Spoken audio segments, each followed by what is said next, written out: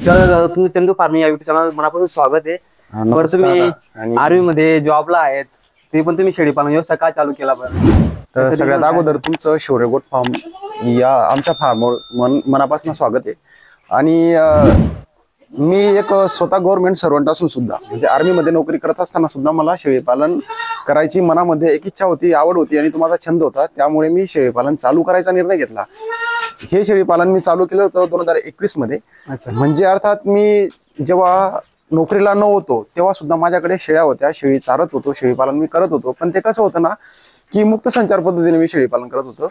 आता मला गरज भासली की शेतीपूरक जोडधंदा म्हणून आपण काय करावं, तर मग मी शेळीपालन हा व्यवसाय निवडला।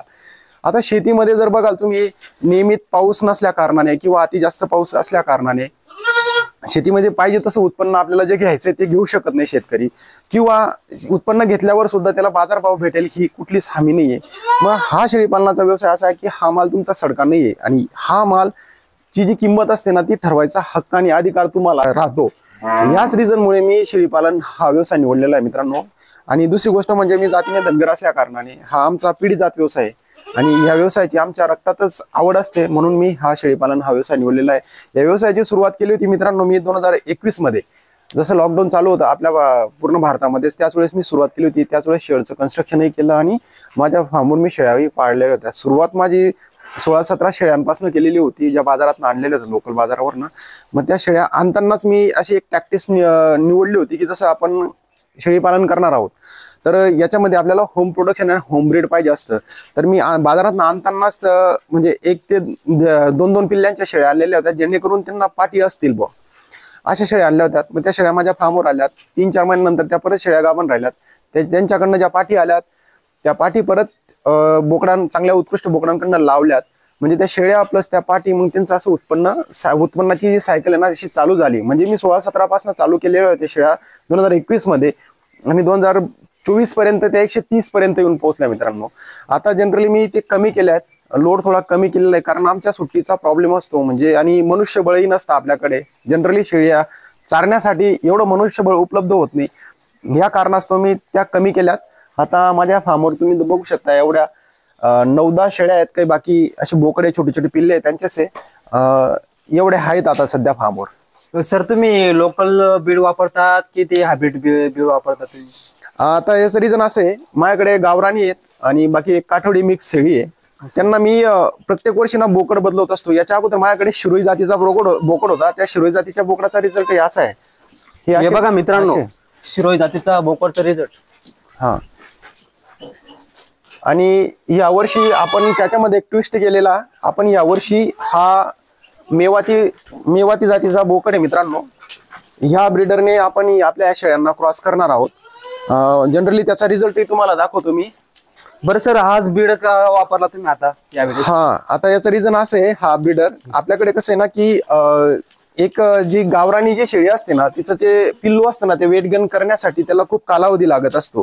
तर आपण हा ब्रीडर निवडला। म्हणजे याच्या व्यतिरिक्त तुम्ही आफ्रिकन बोर सुद्धा यूज करू शकता, नंतर आपण बीटल सुद्धा यूज करू शकतो, पण मी याचं का निवडला, आता आपल्याकडे शेळ्या आहेत म्हणजे छोट्या आहेत, जास्त मोठ्या नाही आहेत। जर आफ्रिकन बोर लावला किंवा बीटल लावला तर या शेळींकडनं जे होणारे जे प्रजनन असतं ना त्यांच्या गर्भाशयातनं निघणारा जो म्हणजे प्रॉब्लेम होतो त्यांना गर्भाशयातनं, त्यांचा ज्यावेळेस तो गाभ निघतो त्यावेळेस ना, म्हणजे ज्यावेळेस हेवी वेट बोकडाकडनं क्रॉस केलं जातं, ज्यावेळेस जसं आफ्रिकन बोर झालं किंवा बीटल झालं या शेळ्यांना, आता या गावरानी शेळ्यांना सोजत झाला, शिरोई झाला, नंतर असा तोतापुरीमध्ये हा मेवाती झाला, या बोकडांनी जर कधी क्रॉस केलं ना तर सफिशियंट असतं, म्हणजे वेट गेनही चांगलं असतं त्यांच्याकडनं होणार। आता तुम्हाला मी सर मला एक प्रश्न विचारायचा होता, आता हा तुम्ही तोतापुरी बीड सारखा बीड आहे, पण बाजारभावामध्ये याला कसं ओळखणार? हा, तोतापुरी म्हणजे कसं आहे ना की तोता म्हणजे जनरली त्याची पेचान आहे तोतापुरीची, हा त्याचा तोत्यासारखा म्हणजे पोपटासारखा फेस असतो त्याचा। हा बघा आपण फेस तुम्हाला दिसत असेल, ओके, जी गळ्याची झालर आहे, गलापट्टी आहे, आणि हा याला आहे ना हा म्हणजे ब्राऊन कलर मध्ये तपकिरी कलर मध्ये त्याची मान आणि डोकं असतं आणि बाकी पूर्ण मागे व्हाईट असतो। हा बघू शकता मित्रांनो तुम्ही, म्हणजे म्हणजे पूर्ण व्हाईट कलर मध्ये असतो। आता हा जवळजवळ 1.5-2 वर्षाचा बोकड आहे मित्रांनो, आपण हा क्रॉसिंग साठी ठेवलेला आहे। म्हणजे याचा रुबाब बघू शकता तुम्ही, येणारा जे पिल्ला असतं ना याच्याकडनं ते पण छान येतं मित्रांनो।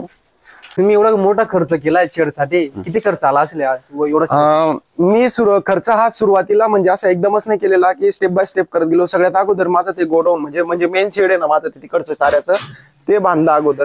म्हणजे यांच्यातनं जे म्हणजे सुरुवातीला मी माझा पैसा टाकलेला, मग नंतर धीरे धीरे यांच्याकडनं जसं उत्पन्न होत गेलं तसं तसं मी माझं शेडचं काम वाढवत गेलो.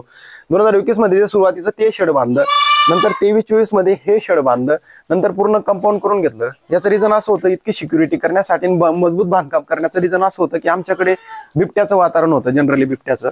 तर मग तो बिबट्याच्या हल्ल्यापासून आपल्याला काहीतरी सुरक्षा भेटली पाहिजे, या कारणास्तव आपण थोडं जाळी कंपाऊंड वगैरे केलेलं आहे मित्रांनो, म्हणजे जेणेकरून आपल्या शेळ्या सुरक्षित राहिल्या पाहिजे याच्यासाठी. बरोबर. आणि एकंदरीत जर टोटल खर्च धरायला तर 6 ते 7 लाखाचा खर्च जनरली आला असेल, म्हणजे पूर्ण कन्स्ट्रक्शन सुरुवातीपासून आजपर्यंत लास्ट आलेले जवळजवळ 6 लाखापर्यंत धरून घ्या तुम्ही, 6 लाखापर्यंत आलेला असेल. बरं, जर नवीन मुलंच आहे या क्षेत्रामध्ये, याचं म्हणा की शेतकरी वर्ग, त्यांच्यासाठी तुम्ही काय सांगणार? आता कसं आहे माहिती आहे का, की शेतात आपण 10-10, 12-12 तास काम करून सुद्धा आपल्याला मोबदला तेवढाच भेटणार आहे की जेवढी आपल्या गरजा भागतील. मजुरी करून पण तेवढेच पैसे भेटणार आहे जेवढे आपण काम करू. पण हा व्यवसाय असा आहे ना मित्रांनो, एक वेळेस जर तुम्ही सुरू केला ना तर हे कंटिन्यू याचं प्रोडक्शन चालूच असतं, म्हणजे याची प्रोडक्शनची सायकल चालूच असतं. आता याला भरपूर काही वेळ लागतो किंवा भरपूर याला टाइम द्यावा लागतो किंवा भरपूर काही नवीन जगा वेगळं करावं लागतं, असा अजिबात विषय नाही. म्हणजे शेताचं काम करून सुद्धा तुम्ही हा व्यवसाय करू शकता. कारण सांगतो तुम्हाला मी, की सकाळी यायचं, सुका चारा टाकायचा, दुपारी झाडपाला टाकायचा, कारण गरमीचं वातावरण आहे आपल्याकडे जनरली म्हणून, आणि संध्याकाळी असं नेपियर वगैरे टाकायचं. आणि ज्या जनलेल्या शेळ्या वगैरे आहेत त्यांना थोडा आपण दाण किंवा मका वगैरे खाऊ घालू शकतो. आता बोकड आपण ईदला तयार करणार आहे, तो तिकडे बोकड आहे किंवा 2-4 बोकडे ईदला आपण तयार करणार आहे. यांच्यासाठी स्पेशल डाईट म्हणून सोयाबीन किंवा मका, भरडा, गहू असं एक्स्ट्रा देऊन द्यायचं त्यांना. मग म्हणजे व्यवस्थित त्यांचा एवढा काही आपल्याला मेहनत करायची गरज भासत नाही या व्यवसायामध्ये. फक्त नियोजन आपलं व्यवस्थित उत्तम पाहिजे, चारा लागवड तुमची चांगली पाहिजे, झाडपाला तुम्हाला पुरेसा झाडपाला पाहिजे. तुम्ही ऑलरेडी गव्हर्नमेंट जॉबला आहेत, गव्हर्नमेंट जॉब असून तुम्हाला आता तुम्ही रिटायरमेंट आल्यानंतर तुम्हाला पुढची संधी लगेच भेटेल गव्हर्नमेंट जॉब मध्ये, तरी पण तुम्ही शेळीपालन व्यवसाय का निवडला? आता कसं आहे ना, की 16-17 वर्ष आपण देश सेवा केलेली असते, म्हणजे घरापासून आपण दूर असतो. त्याच्यानंतर येऊन आपण जर दुसरा जॉब करू म्हणजे मग पूर्ण परिवारापासूनच आपली पूर्ण जिंदगी अलिप्त होऊन जाते. जनरली कुठेतरी आपण स्वतःच्या घर परिवाराबरोबर राहू आणि थोडंफार नैसर्गिक पद्धतीने जिंदगी जगू आपली, असं म्हणून मी हा व्यवसाय निवडलेला आहे. शेती प्लस हा व्यवसाय माझा नोकरी, म्हणजे ही नोकरी संपल्यानंतर सुद्धा हेच असणार आहे माझं पूर्ण करिअर पुढचं. कारण माझी सुरुवात शेळीपालनापासून झाली होती. मी 2006 म्हणजे जवळ 7वी मध्ये होतो त्या दिवसापासून तर ग्रॅज्युएशनच्या लास्ट इयर पर्यंत शेळ्या चारल्या होत्या. शेळ्या चारता चारता भरती झालो, जी माझी सुरुवात होती. आणि निर्णय तोच घेतला की आपला शेवटी त्याच्यातनंच होईल शेळीपालनातच, कारण यांच्या जीवावरच आपण वर आलेलो आहेत. बरं, तुमच्या शेळी पालन सोबत कोंबडी पालन पण दिसतंय आम्हाला, हा त्याचं काय रिझन असेल बरं?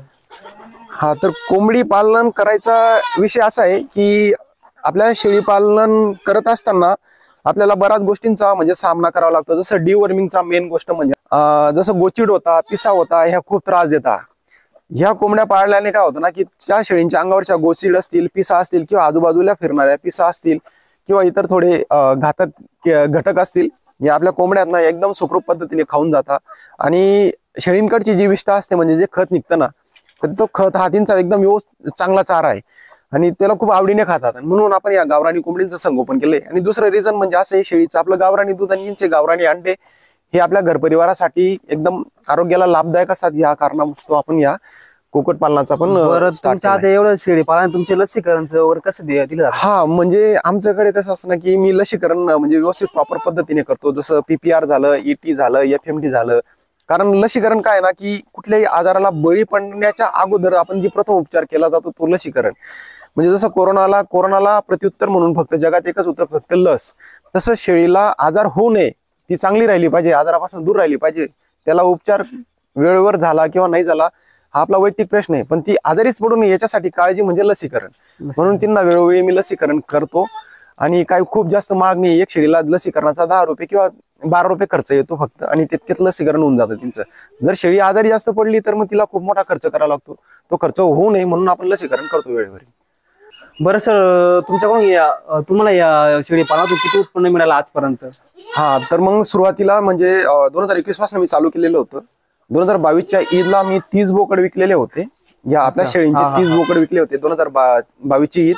त्यानंतर दरवर्षी 2023च्या ईदलाही मी बोकड विकले 15. नंतर 2024लाही मी 10 बोकड विकले या आपल्या शेळींचे, म्हणजे घरगुतीच होते. आपल्या माझ्या युट्यूब चॅनलला त्यांचे व्हिडिओ पण आहेत. तर म्हणजे एकंदरीत जर सांगायचं झालं ना, दर वर्षाला मी जवळजवळ 3-3.5 लाखाची एक बॅच माझी बोकडांची निघून जायची. त्यामध्ये ईदचे बोकड असायचे, त्यामध्ये कट्टू माल असायचा, म्हणजे जो आपण कटिंग मार्केटसाठी विकला जातो ना, तो तसे बोकड असायचे, लहान लहान पिल्ले असायचे. म्हणजे असे एकंदरीत जर ऍव्हरेज घेतला आपण 3-3.5 लाखाचा माझा म्हणजे बजेट होऊन जायचा वर्षाचा. आता याच्यात कसं आहे ना, की खर्च जर धराल तुम्ही तर म्हणजे 50-60 हजार रुपये वर्ष खर्च धरून घ्या, कारण माझ्या फार्मवर माणूस नाहीये, म्हणजे मनुष्यबळ नाही, म्हणजे त्याच्यावर जो होणारा खर्च तो वाचतो माझा. जे काही वैयक्तिक आमची सगळी वैयक्तिक मेहनत आहे आणि त्यांच्या खाण्यावर जो खर्च आहे, म्हणून माझा तो खर्च एक्स्ट्रा होत नाही. जो एक्सपेन्स आपण करतो, जसं फार्मवर एखादा मजूर लावला कामासाठी, त्या मजुराला जो खर्च लागतो तो खर्च मी म्हणजे माझा तो तेवढा वाचला जातो. म्हणून जो माझा प्रॉफिटचा जो रेशिओ आहे ना, म्हणजे जनरली एकदम इक्वल राहतो, म्हणजे व्यवस्थित पद्धतीने. म्हणजे वर्षाचा हिशोब केला, ऍव्हरेज जरी घेतला तर 3-3.5 लाखापर्यंत होतो. आता माझ्या शेळ्या कमी आहे, म्हणजे अर्थात या वर्षी उत्पन्न माझं कमी राहील. हा, म्हणजे माझ्याकडे जेव्हा जास्त शेळ्या होत्या तर उत्पन्नही जास्त होतं, त्या लेवलच होतं. या वर्षी या शेळ्यांच्या एक बॅच काढली होती मी, जवळजवळ 97 हजाराला एक बॅच गेली होती, आणि परत आता दुसरी बॅचचे बोकड आता परत तयार झालेले आहेत. अच्छा, हे सारखं चालू राहते बा असं? हा, म्हणजे मध्यंतरी सांगितलं बोकड पालन मी केलं होतं बा. काही असं लोक सांगतात की पहिलं बोकड पालन करावं का डायरेक्ट शेळी पालन करावं, याच्यावर तुम्ही काय सांगणार बरं? कसं आहे ना, जर तुमची कष्ट घ्यायची जर कधी हिंमत असेल किंवा आपण थोडं राबू, म्हणजे आपण जर मेहनत चांगली घेऊ, तर मग तुम्ही शेळी पालन करा. शेळींकडनं जे चांगले बोकड येतील ते तुम्ही ईदसाठी वापरा. जसं मला हा बोकड आहे, मला ह्या माझ्या शेळीकडनं आलेला आहे, तर हा बोकड चांगला आहे, नक्षवान आहे, चांगला आहे, मला वाटतंय की याचं फ्युचर चांगलं असणार आहे, तर मी हा बोकड ईदसाठी ठेवणार. मग हा ईदसाठी जो बोकड मी आपल्या घरच्या शेळीचा ठेवणार, त्याचं उत्पन्नही मला त्याच लेवलने भेटणार. म्हणजे कारण तो आता हा जर बोकड मी बाजारात विकत आणला, जसं हा 7-8 हजाराला आणेल मी बोकड, म्हणजे 7-8 हजार रुपये त्याला ऑलरेडी किंमत झाली, आणि त्याच्यावर मी खर्च जो करणार खाण्यापिण्याचा, तो खर्च पकडून मग मी त्याला एक्स्ट्रा किमतीने विकणार. मग जर त्याला म्हणजे जो झालेला खर्चाने घेतलेला तो बोकडाचा जो पैसा, तो विक्री किंमत मधून मायनस करून त्याच्याकडनं मला निघणार तरी किती नफा, तर नफा बघायचा तर 7-8 हजार रुपये त्याच्यात नफा निघेल. ओके, जर आपल्या घरच्या शेळीचं जर पिल्लू असेल ना, तर त्याला 100% नफा असतो. फक्त खाण्यापिण्यावर जो खर्च झालेला असतो तो नंतर आपला पूर्ण घरचाच पैसा असतो. आणि जर तुमची काम करायचं तुम्हाला असं वाटत असेल की आपलं थोडं काम मुश्किल आहे, आपल्याकडनं होणार नाही, तर तुम्ही काय बाजारात छोटे छोटे पिल्ले आणावे किंवा कुठल्या ट्रेडरकडनं आणावे किंवा राजस्थानवरनं छोटे छोटे बोकड आणावे, त्यांना आपल्या फार्मवर 1 वर्ष सांभाळायचे आणि ईदसाठी विकायचे. ते पण एक बेस्ट ऑप्शन आहे, ते एकदम शॉर्टकट जरिया आहे तो. तुमचं एवढं चाराचं नियोजन कसं आहे? हा, चाऱ्यासाठी काय ना, स्पेशली म्हणजे मी सुका चारा दरवर्षी भरत असतो. यावर्षी मी तोर लावली होती 1 एकर क्षेत्रामध्ये. तुरीचा चारा मी सुका स्टोअर करून ठेवलेला आहे, पोत्रे ते तुरीचे. नंतर मी भुईमुंग असतो ना आपला, भुईमुंग त्याचे पोत्रे पण मी भुईमुंगचा पाला असतो ना, तो पण स्टोअर करून ठेवतो. आपल्या पूर्ण शेताच्या बांधाला आम्ही तुम्हाला दाखवलं जाता सुबावू लावलेली आहे, जवळ 100-150 झाडं लावलेली, म्हणजे तो पालाची गरजही भागली जाते शेळींकडनं. इकडे 20 गुंठ्याची जागा आहे आपली, त्यामध्ये आपण सगळं मेथी घास लावलेलं आहे, नेपियर लावलेलं आहे, ते सगळं तुम्हाला दाखवतो मी. आज चारा नियोजन कसं आहे, तर चला मी तुम्हाला माझं चारा नियोजन दाखवतो.